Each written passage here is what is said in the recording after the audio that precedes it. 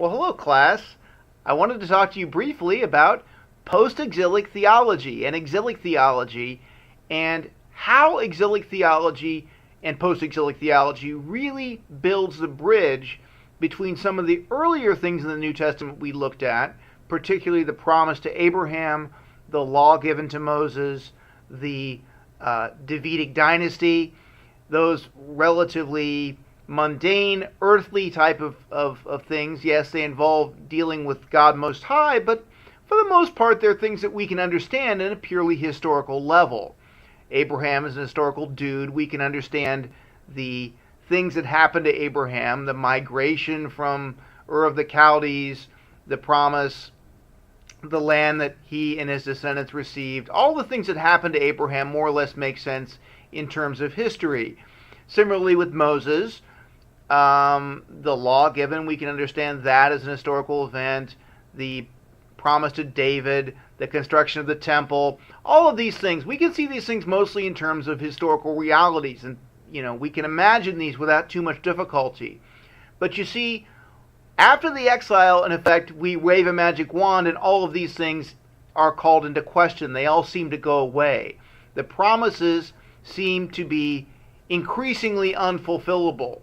And what's so unique about the Old Testament is the way the prophets really, instead of, in effect, forgetting the prophecies and moving on, or coming up with a whole new rationalization for the raison d'etre of God's people and what they're about and how they're going to pull things together, the prophets, in effect, double down and say, no, in effect, not only has God not forgotten his promises, he's going to fulfill them now in an even bigger way than what we'd imagined. And how does this all work? Well, for one thing, we see probably the crucial point in all this is the emergence of what we call eschatology. Eschatology, in simple terms, is kind of the study of the end or the end times, but really in the Bible, particularly in places like the book of Isaiah, the book of Ezekiel, even Jeremiah to some extent, we begin to get this idea of a future that seems not even so much like anything we've historically experienced in the past or anything that really makes sense in normal historiographical terms. For instance, the great scene we see in Isaiah 11 of this mysterious royal anointed figure of the future who's going to come, and he will introduce such a degree of peace that the lion and the lamb will lay down together. And, in effect, sin and death will be removed, and it's going to be marvelous, and it's going to be incredible. And when has that ever happened? And when will that ever happen? Well, for that to really make sense, we almost have to imagine an entirely different kind of existence. Similarly, at the end of Isaiah, when we're told we're going to have a new heavens and a new earth, and the Gentiles are going to stream to Jerusalem, and God will choose priests from among them, and all these things are going to happen where the effects of sin and death and evil are going to be purged. In the end of Ezekiel, we find out about this great temple that's going to be built. Far more spectacular than anything that's been built in the past. Water will come out of the side of the temple, and fishermen will catch fish from the side of the temple, the water that flows from it. It's like, well, when in the world is this ever going to happen? How can we even make sense of this? Well, we begin to use poetry to express the desire of a future that's fundamentally unlike the past. In other words, it presupposes the end of the normal flow of historical events and a new kind of existence completely. So in some ways, this eschatology we can see as looking toward this grand future, all of course framed within the promises of Abraham and the eternal kingship of David, and even in some ways within the framework given by the law of Moses as well. All of these things are still there, but they're sort of taken up into this idealistic upstream of this sort of future reality, which we need poetry and a lot of literary imagination to even begin to understand. So it looks both forward to this wonderful thing that's going to happen in the future, but also, ironically, back to the past. Not the past of Israel in the wilderness or anything in the actual historical living memory of the people, but the idealized past, the one that took place with Adam and Eve in the very beginning. Protological, if you will, the study of the very beginning, this sort of idealized beginning of the human race where everything was in harmony before the powers of sin and death came and developed mastery and dominion over the human race. We had Adam, and we had man in harmony with God, in harmony with fellow creatures. So some of the language, of course, in Ezekiel and the other prophets, is drawn very closely from the ideas that you have of a creation before the problems of sin and death have been introduced. So all of these things are relatively new theological developments that take place after the exile, after the sort of earthly land is taken away, the earthly temple is destroyed, the earthly kingdom is destroyed, and the greatest theologians of Judaism, that is the prophets, can in effect take these ideas and really sort of run with them in terms of the fullness of the whole tradition, and can really do phenomenal things with them. And indeed, all of these things are necessary to understand how we really get from the Old Testament to the New without there being this huge gulf of discontinuity that makes it impossible to understand that how the Second Testament, the New Testament, really relates to the Old Testament or the First Testament. So one of the things we see is that by the time Paul starts talking about Abraham in Romans, everything's become internationalized as well. Besides the eschatology, this other internationalization is another key facet of this. That God becomes not just the God of Israel, but now the God of all of human history, and the other deities that once governed the other nations, which in some of the earlier passages in the Old Testament you heard talked about, really are nothing more than idols. And ultimately they're going to be revealed to be nothing more than idols. And God will ultimately show himself triumphant over all of them. Now, this idea, of course, presupposes a new way of looking at the world, though. It presupposes almost an Adamic kind of way of interpreting Israel's vocation. That Israel is really the heir to Adamic promises. And of course we see the kind of roots of that even in the Genesis narrative itself, but really the prophets seem to kind of take that idea and kind of run with it. So that by the time we get to the New Testament and Paul begins to talk about Abraham's promise in Romans 4:13, he can just matter-of-factly say that the promise of the inheritance of Abraham is to run the whole world, right?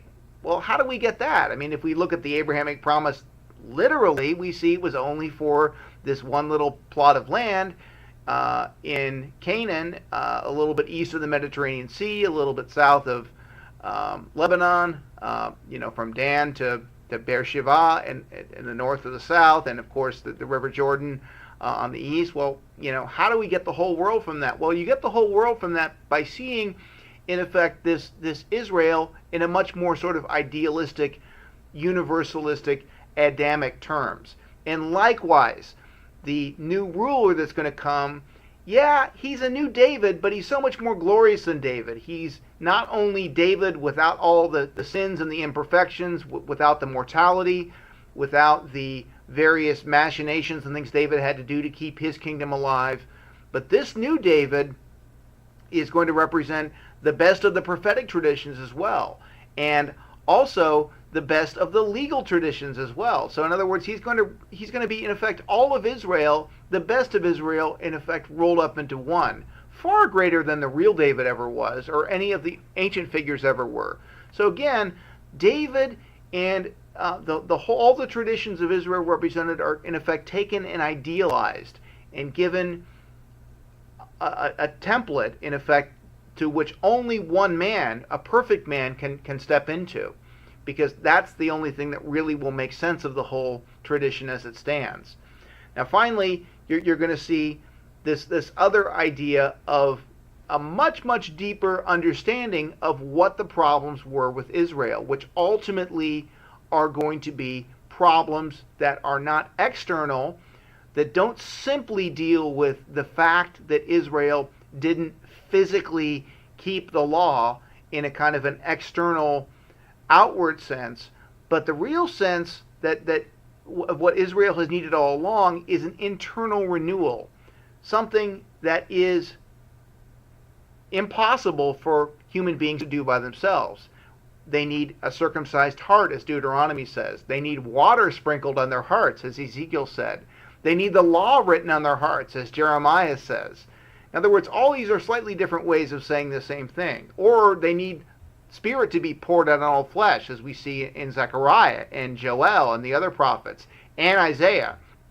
So there's much more of a sense now, after the prophets, of internalization of the real problems of the human race, and thus an internalization of the problems of Israel, and thus the necessity of achieving an internal healing that only God himself can do. This is, again, theology that really starts after the exile, during the exile, after the exile, and really begins to take root in the way Jews, that is to say Israelites, or what's left of Israel, begin to think of how they themselves relate to God. So these are all trajectories that the New Testament writers like Paul and Matthew and Luke will take and run with. And of course, they did this because Jesus himself did this. Jesus himself was, of course, more than well aware of all these prophetic traditions, to which he himself knew internally that he was uniquely called to bring about into fulfillment. Okay, so you have the idea of this internal renewal. You also have the idea of repentance and forgiveness. Again, if you think about it, this is not an idea you see a whole heck of a lot about prior to the time of the prophets. Yeah, there's some Psalms and stuff, but many of the Psalms are actually written much later, probably after the exile as well. But the truth of the matter is, you can find a few examples in David, but before this, you don't find a whole heck of a lot of examples of people actually repenting of sins and being forgiven by God. This seems to be a much more late development.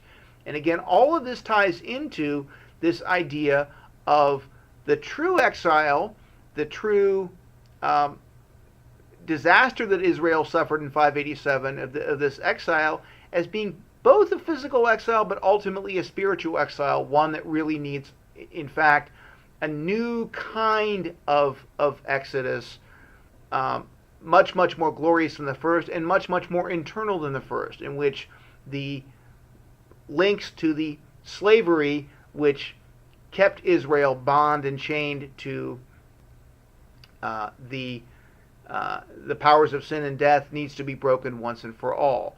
So this is, I think, a decent summary of how the prophets, in the time of the exile and after the exile, really sort of build the bridge from the older strands of the Israelite, the Hebrew traditions, and really make the development of the New Testament something that we can understand now. We can understand this New Testament development in light of things that the Old Testament actually says.